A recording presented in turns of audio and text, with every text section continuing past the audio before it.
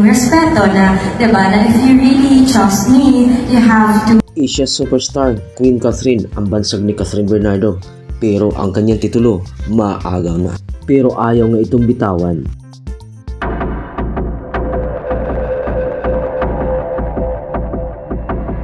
Pinapahalagahan ngayon because they trust me with the projects that I do.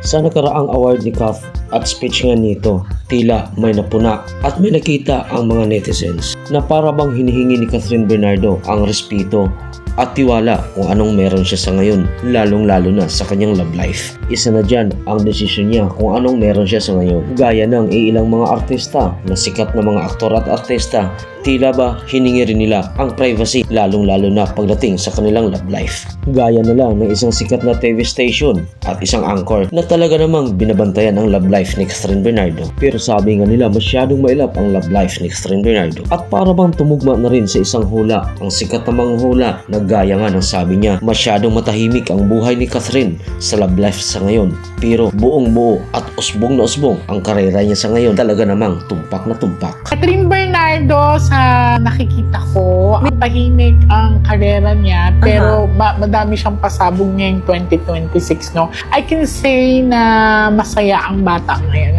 Parang blooming siya, so may love life.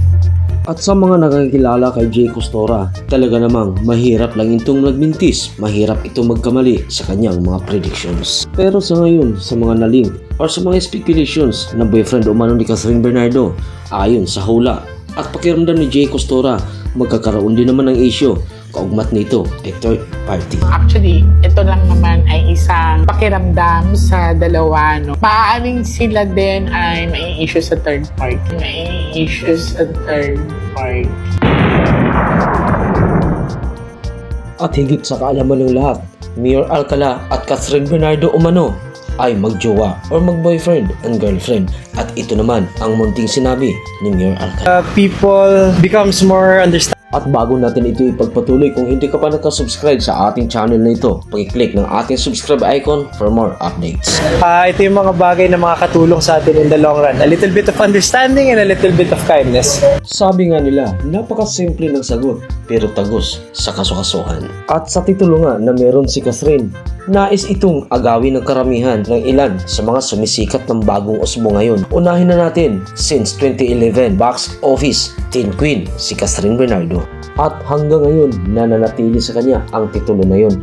Sinundan naman ito ang pagtawag sa kanya ng Queen of Hearts. Kalaunay hanggang ngayon, nananatili pa rin kay Catherine Bernardo. At sa mas kilala ngayon, Asia's Phenomenal Superstar. At tinawag nga itong Phenomenal Box Office Queen. Hanggang ngayon, wala pa rin nakaagaw sa titulo ni Catherine Bernardo na patuloy tinatawag Queen Catherine. Sabi ng survey, walang pwedeng ipasa ang titulo na meron si Kath sa ngayon. Don't worry, it's also my first time. Thanks for tuning in. See you for more updates.